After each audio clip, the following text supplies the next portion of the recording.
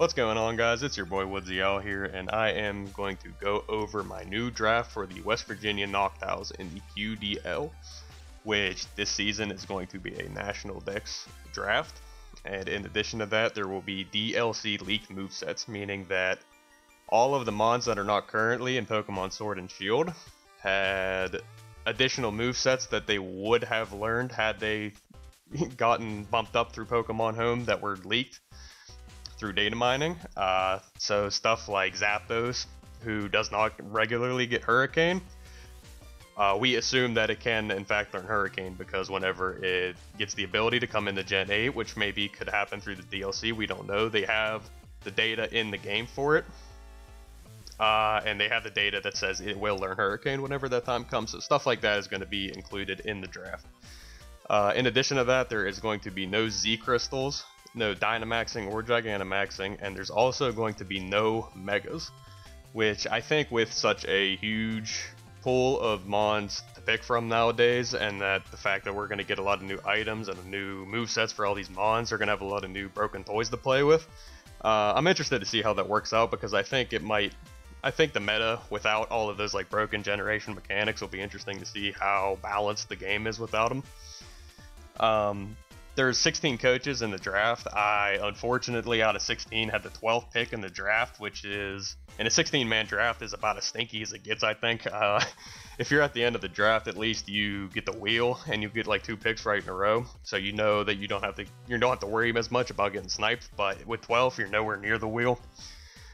So, but I think with we were able to overcome that and come up with a solid draft. We even had a guy who's not a coach come in and do power rankings for the league, and he rated my team as #1. So we'll see if I could live up to the hype with that.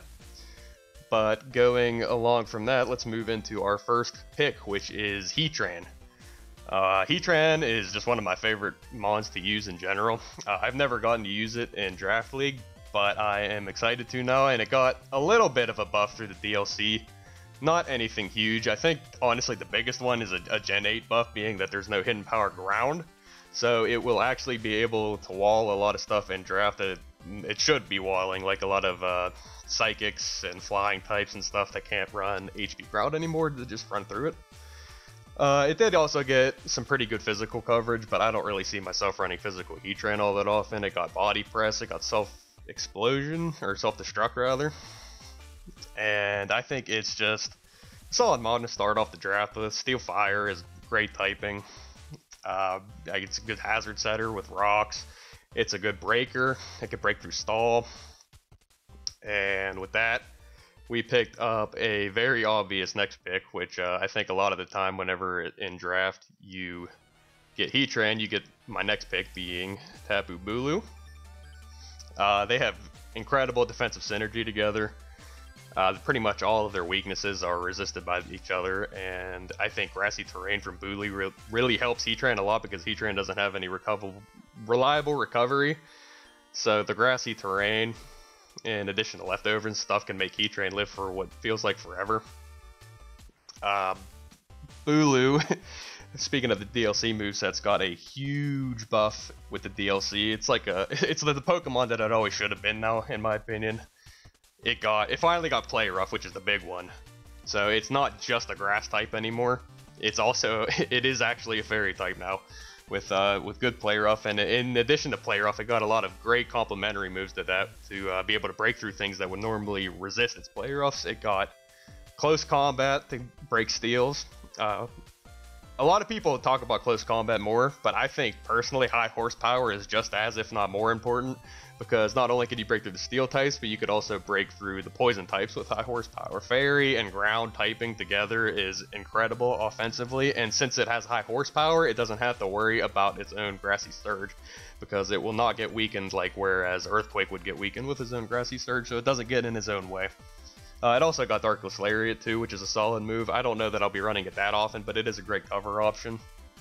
And you'll see through the rest of my draft, I completely take advantage of the Grassy Terrain, taking a lot of bulky mons that maybe don't have great recovery, but now can get recovery.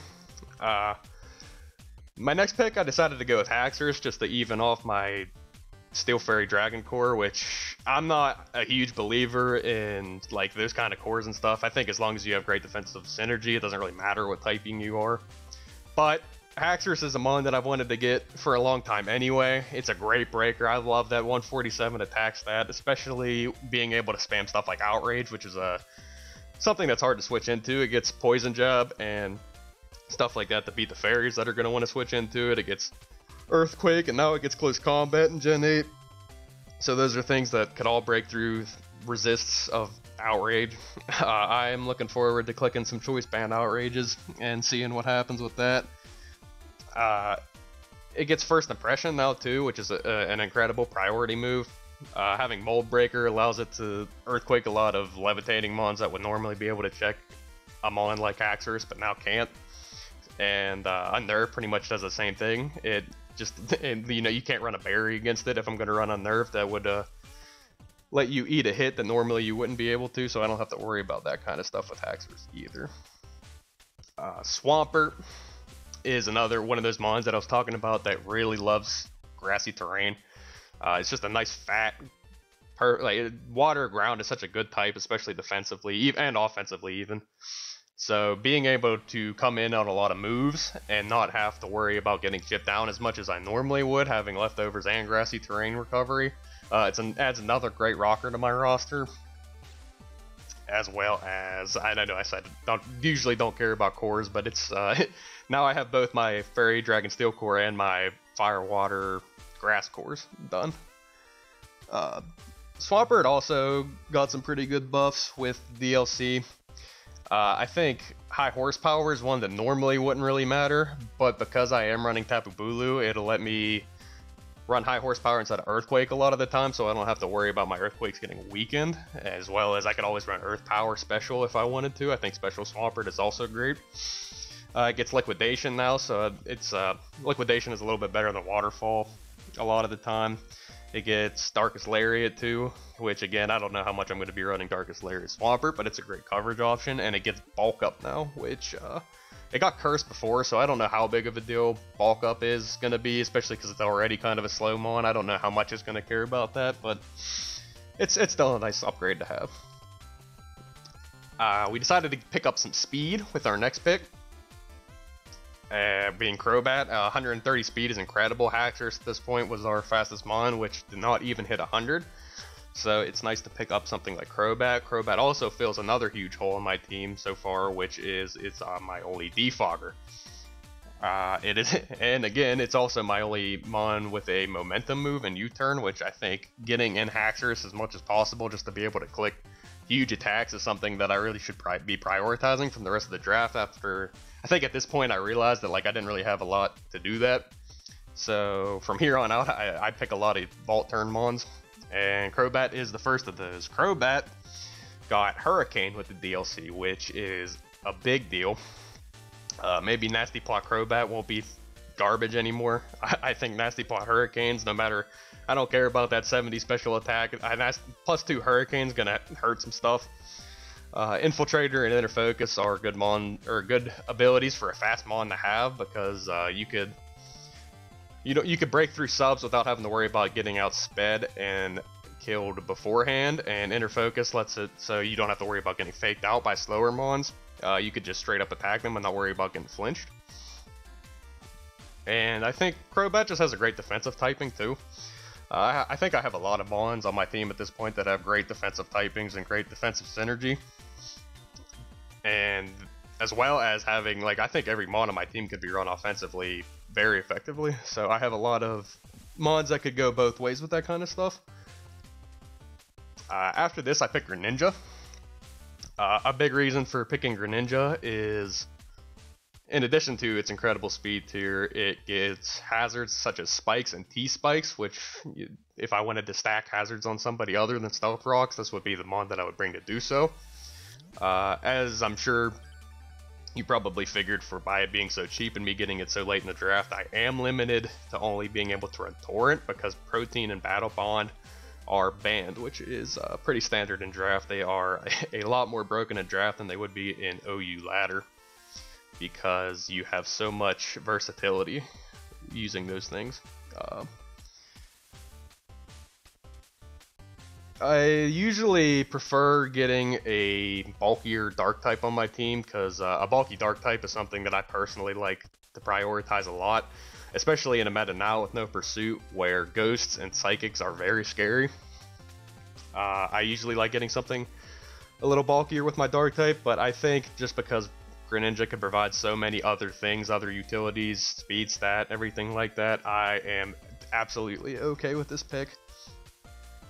After this, I pick Glade, which Glade is a mon that not only just fills out types that I don't have, but I know this is gonna sound stupid, but I always wanted to use Mega Glade, which is something that I've never really gotten to use, and since there's no Megas in this draft, I said screw it, might as well pick regular Glade.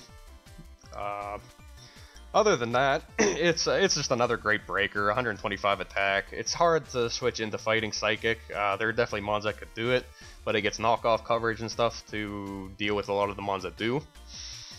It just gets great coverage in general as well. It gets priority and Shadow Sneak. It could run bulky sets. It can run Bulk Up. It could run Swords Dance.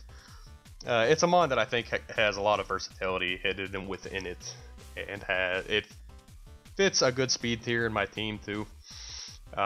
Closing the gap between, I think it would be Heatran and Haxorus. So a lot of my picks from here on out are filling those speed gaps too. Which brings me to Rotom, which is, it also fills in that huge hole between Haxorus and now Glade. At this point, recovery, or not recovery, but defog is something that my team desperately needed. Because Crobat at this point was the only defogger on my team, so I picked up Rotom as a defogger. I think Ghost Electric is a very spammable type. It's a shame that Rotom doesn't have a higher attack stat, but I think it could still use that 95 pretty well just because of how spammable those two types together are. I think any levitating electric type could be surprisingly bulky just in spite of how low this thing's defenses are. I think coming in on the right mons, it could absolutely eat hits for days too. And it's another, yeah, it's just a great pivot because of that. It could just spam Volt Switch, defog, and be annoying for my opponent. I keep going along with that theme here of I need more hazard removal. I pick up Armaldo as my spinner. Armaldo is a mon that is also pretty bulky. I think I could use it as such. It's another rocker on my team, which I think this is my third rocker now, which it's nice to have a lot of different hazard setters on your team so you're not always locked into bringing the same one every week. Armaldo could be surprisingly a surprising threat offensively with 125 attack and spamming Stone Edge, plus it gets the Earthquake coverage. I mean, Earthquake plus Stone Edge is just incredible coverage in general. And, you know, get Swift Swim, maybe I could use it to counter some rain teams. I don't even think there are any rain teams in this league, but you never know. Finally, with our last pick, we ran out of points at this point. We are technically allowed to go between 8 to 11 mons, however many we decide we want. But because I ran out here at 10 mons, I just said, okay, we are taking Cinccino. I technically could have got 2 20-point mons, which are a thing in this draft. But I thought Cinccino's speed tier, which again, locking in those huge speed gaps between, at this point it was between Greninja and Haxorus, I filled a little hole in there. I like having mons that can spam normal moves. I think Choice Banded Tail Slap is, with Skill Link, is incredible. Yeah, Cinccino could also be a good pivot with U-Turn. It gets knockoff to be annoying. Gets Bullet Seed, which can help with a lot of like the steel grounds that would normally eat Tail Slaps. And that is the end of my team. I think, in summary here, I have a pretty good defensive synergy, especially towards the top of the draft. I think I do maybe lack recovery a little bit. I think Bulu and Crobat are the only mons on my team that get recovery, but that's going back to what I said earlier with Grassy Surge is really going to help a lot of these mons out. I think everything on my team is grounded except for Crobat, who doesn't really need the help with recovery because it gets Roost. And Rotom is the other one. I have pretty strong hazard setters. What I said, I had 1, 2, 3, 4 hazard setters. I love having that much variability with that. Nobody's going to know what my hazard setters are. I could even stack multiple hazards if I wanted to. And we have a lot of strong breakers, which I think is the strength of this team, is pretty much everything on my team could really break through stuff. Very good offensively. I have some lines that could sweep, and Haxorus, and Crobat, and even Gallade, and Scarf Greninja, or whoever else. And I am pretty happy with my team. There's a lot of stuff that I have never used before in draft. I think pretty much everything on my team is new to me, except for I used Greninja for like half a season, but I didn't really get to use it much. So I'm excited to use all of these mons, and I am excited to bring you week 1 probably soon against Reunited Kingdom, and we'll see you then.